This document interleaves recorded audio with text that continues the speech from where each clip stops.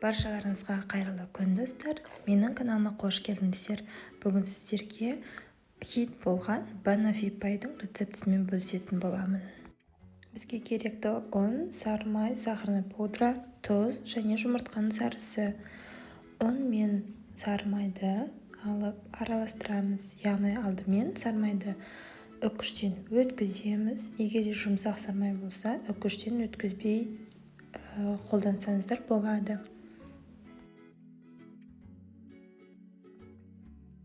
Сары майымызды үккіштен өткізіп болған соң, дәл осы видеодағыдай біріне араластырамыз. Яғни бізде ұннан крошка жасайтын боламыз.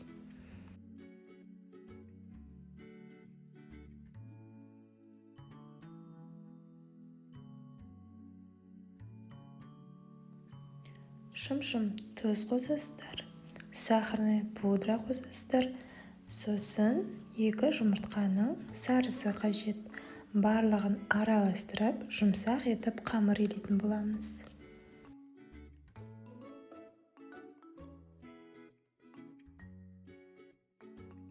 Мінекей біздің қамырымыз дайын, осылай жұмсақ болып шығады.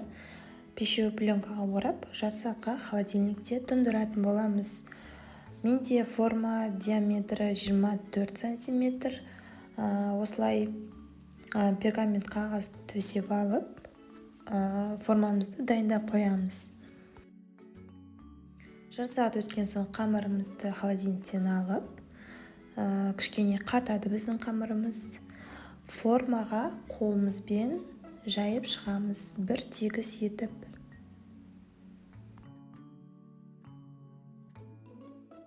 Сосын барлық жерін осылай мен секілді шанышқымен тесіп шығатын боламыз. 180 градуста қызып тұрған пеште 30-35 минут аралығында пісіріп аламыз. Достар, мен инстаграмда парақшам бар, сол жаққа өтіп, тіркеліп қойсаңыздар болады. Біздің қамырымыз пісті, енді оған вареная сгущенканы жағып шығамыз. Бананымызды осылай дөңгелек етіп турап, вареная сгущенканы үстінен қойып шығамыз. Келесі бізде ол креміміз. Бұл крем өте жеңіл, өте оңай жасалынады.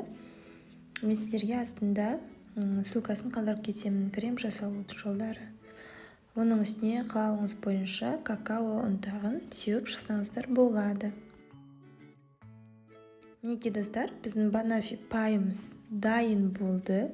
Өте оңай әрі өте дәмді, тез, жылдам жасалынатын торттардың бірі болып саналады.